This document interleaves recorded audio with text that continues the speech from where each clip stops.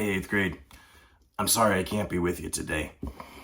Fingers crossed, I'm going to be back tomorrow, though. Like, none of you crossed your fingers. Do you not want me back? Dude. That hurts. Anyway, this is going to be like that today. We've been making our way through church history, from the times of the apostles back here, through the persecutions, into the Roman Empire, out the other end. Now we're in the Dark Ages. Pope starts to take on more and more power in the absence of a Roman emperor, to the Middle Ages, where corruption was sort of running rampant through the church's leaders. But we're going to round the bend now into a period of time that historians call modernity. It's where we get the word modern from. Modernity isn't the world we live in today, but it's the time when the world sort of reorganizes and becomes really familiar to the world that we're living in right now. There's not too many moments in church history where things really become totally different all at once. But there's a few. Think about the Edict of Toleration, when Constantine ends the persecutions and Christians no longer have to hide. I think that's a moment when things changed fast. Think about the death of John the Apostle. As long as he was alive, people were expecting the world to end. And when he died and it didn't, all of a sudden, Christianity becomes a long game. How do we prepare for 100 years? How do we prepare for 1,000 years? Think about Pope Leo riding out and facing down Attila the Hun. And, 2 days before, he was just a bishop like any other bishop. But now he's a bishop and he's leading the city. And over time, he starts to lead the nation. By the time of the Middle Ages, the Pope is the leader of the entire continent. Well, there's going to be another moment when things change fast. And it all connects back to that Renaissance that we've been talking about and the philosophy that really starts to spread during the Renaissance. It's,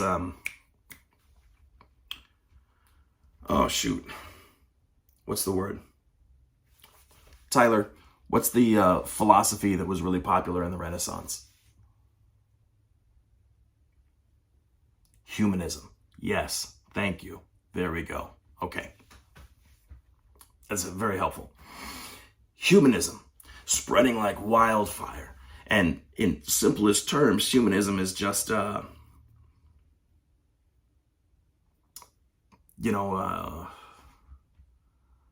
geez Louise. Addie, would you tell him, please, what's humanism?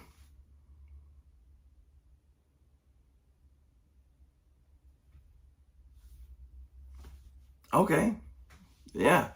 Humanism is the idea that what makes me happy, that my happiness is the ultimate goal of life.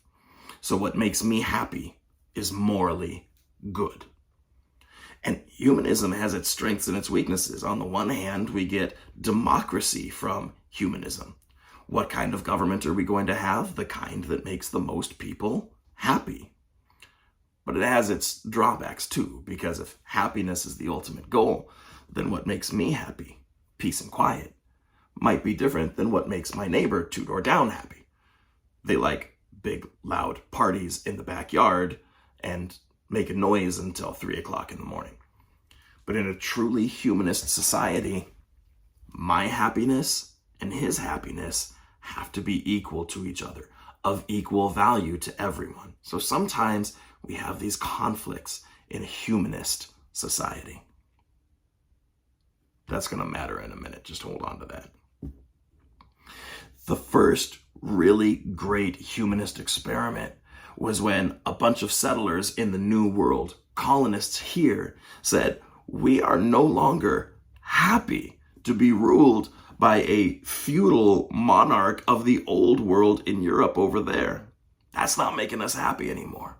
So the American Revolution was a way of overthrowing a kind of government that was robbing the people of their happiness. And they settled on a new form of government where the people could vote, on whatever was going to make them happy. except for, women and people of color. They didn't get to vote. I guess humanist societies sometimes like to redefine what it means to be human. But we'll get to fixing that one day too. Well, the American Revolution was really successful, and setting up a new government based on the happiness of the people was this extraordinary new idea. And way back over in Europe, there was one kingdom that at the time was really suffering under some pretty rough monarchs, kings and queens that didn't seem to care much about the happiness of their people. And so that kingdom, France, decided that they were going to copy what the Americans did, overthrow their rulers. And they actually had a much more violent and much more extreme revolution in France than the Americans had. You know, the guillotine, that thing where you put somebody's head down and then it goes chop from up above. They invented that because they wanted everyone to see their kings, queens, lords, nobles die. Why? Because they thought it was going to make everyone happy. Happy to see the king get his head chopped off. Well, during the French Revolution, the idea that kings and queens prevent our happiness, they really took that to heart. And one guy decided it's not enough to help free my people from an unfair feudal system. I want to go out and I want to eliminate all the rulers of Europe. Excuse me. Anybody know the name of the Frenchman who decided to make war against all the other European royals? I don't know if you got that right or not, but if you said Napoleon, yay, good for you. Napoleon Bonaparte, this guy, he decided that he was going to take the French army and he was going to start liberating all these other kingdoms, get rid of their royalty, get rid of their nobility, and set up a better system. And he was really successful. A lot of people wanted to fight for him. He had tons of fans. He declared himself emperor, and he even had a crowning ceremony. He had the Pope come up from Rome to be there, because remember, the popes had two powers, spiritual power and temporal power. And when a new king was being crowned, only the Pope could put the crown on their head for the first time. Had to be him. Well, Napoleon invited the Pope to come up for a coronation ceremony, and during the ceremony, the Pope took the crown of the Holy Roman Emperors and brought it to Napoleon, and Napoleon grabbed it out of his hands and put it on his own head as a symbol to all the people watching. We don't need anybody telling us what to do anymore. Not even the Pope. It didn't take long before Napoleon's army actually declared war on the Pope's kingdom. What was the name of his kingdom? The Papal States. Now, the Papal States at the time were basically what the country of Italy is today. You know, it kind of comes down and makes the boot shape like that. I think that's backwards for you, so backwards would be like that. There we go. And Rome is right about here. Napoleon's army comes down from the north. And honestly, I don't know how hard the Papal States tried to resist. You know from our studies this year that a lot of their rulers, a lot of the popes, had really done some corrupt things. And there was a lot of dissatisfaction with the leadership of the popes. Hence, we've got people like Martin Luther breaking away to try and start a better version of Christianity. John Calvin, Zwingli over here, King Henry VIII up there. They've all got their reasons that the Pope should not be leading anymore. I could do a better job than that guy could. Well, Napoleon thought so too. And when his army comes down through the Papal States, they reach the city of Rome, and they surround the hill that the Pope's house, his palace, is up on top of. The name of the hill is Vaticanus. In English, we call it the Vatican Hill. Napoleon's army surrounded the hill, and they made a deal with the Pope. They basically said, your kingdom is gone. Your soldiers are dead. You have no army. You have no friends. You're going to do what we say. And as long as we're getting along, you get to live. Napoleon was finally defeated. It took a coalition of a bunch of remaining kingdoms working together. Prussia and the Netherlands and a whole bunch. They were able to stop Napoleon at the Battle of Waterloo. And when Napoleon was dead, his grand vision of this sort of European empire where everyone is free to do what they want as long as they're doing what I say, Napoleon was a little bit of a hypocrite. His empire falls apart. And the old kingdoms, the people that are there, suddenly have this land and no king to tell them what to do with it, including the land of the Papal States. They can reform their nations, their communities. They can divide up by culture, language, religion, by geography, by zone. And a lot of the old kingdoms kind of disappear and are replaced by modern nations. Each nation can choose how big or small it wants to be, what kind of people are allowed to live in it, and what kind of government they want to have. Most of the nations pick some blend of monarchy and democracy, including the Papal States. They basically say, we don't want the Pope to be our king anymore. We don't want any king anymore. So they choose a kind of government that hands all the government's power, all the military power, and all the economic power to one man. And that might sound like a king, but it's not, because they didn't call it a king. They called it their leader. We call it fascism, which is something the Italians get worryingly into for a while. But I digress. Now we've got this nation of Italy, and down on top of one hill there is a pope. The Italians even take most of that hill away from him, but as a sign of respect, we let you keep the house. And this is one of those moments, like Constantine, like Leo, like the death of John, when things kind of change instantly. For the last 1,000 or more years, the popes ruled as kings. Now we've got a pope, a bishop in Rome, who's got no kingdom. It begs the question.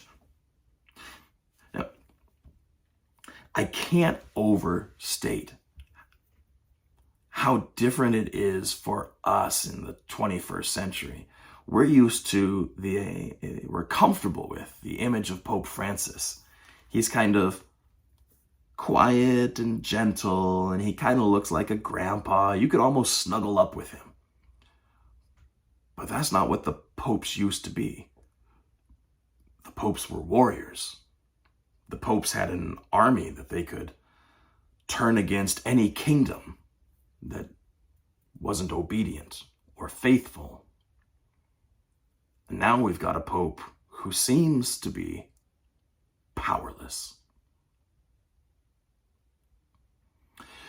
Tomorrow we're going to talk about a great council of the church. You've seen councils before, like the Council of Jerusalem, which decided that the Christian religion was going to be open to anyone, no matter what color you are or what ethnic group you come from.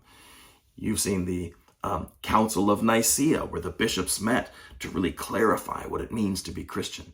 You've seen the Council of Trent, which reacted to Martin Luther and the Protestants and tried to define in really specific terms what the Catholic Church does and does not believe. Well, the next great council of the church is going to be called the Vatican Council. And it's when all the bishops of all the bishops of the world have to get together and talk about what it means to have a pope who can't make anybody do anything anymore. And the only place the pope has left to have a council is in his house on top of the hill, Vatican Hill. So the council is called the Vatican Council. There's going to be 2 of them, but we'll talk about that later. Maybe right now you're asking yourself, what does this matter? Who cares? It happened a long time ago, and it's never going to go back to the way it was. But as Catholics, we have a long memory. We've seen things go really well, and we've seen things go really badly. I've got a couple of questions that I'd like you to kind of chew on today. Maybe you guys can talk about this as a class or with some people, kind of sitting close to you. Do you think the Pope would act differently if he were threatened by an outside leader? Do you think Pope Francis, for example, would be a different kind of pope if he was afraid for his life? And at the same time, how different do you think the popes might be seen by people today if the popes lived in, some other country? Let's say that all of a sudden the Pope got chased out of Rome.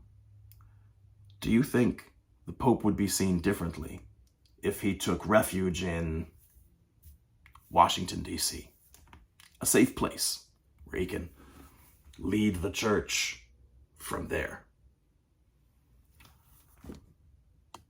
Do you think people would take the Pope seriously if he fled to, Australia? Surf on Saturday, Mass on Sunday. Do you think people would take the Pope seriously if he moved to, let's say, Argentina? That's his home country, after all. Or North Korea. What would happen if we had a Pope who relocated to Ukraine, or Russia, or China? All of a sudden, I've got this picture in my mind of a Canadian Pope. He's got like a stocking cap over his right, a moose. It sounds crazy, but crazier things have happened. And I think it's worth your time as young people to envision what the future of the popes might be if there's another big change in your lifetime. Tomorrow we're going to talk about what the church decides a pope is and isn't, can and can't do, should, shouldn't do, must and must not do. But I'd like you to have some of your own ideas about that before we get into the Vatican Council. As you go into Mass today, listen for that moment during the consecration when Father Bill is praying for the bishops and the popes. Maybe just send an extra prayer out for Pope Francis and ask the Holy Spirit to guide him well. I think you're going to be surprised in the remainder of the week just how much the popes do to change the 20th century. Yeah, we'll get there later. You guys be good. I'll see you tomorrow.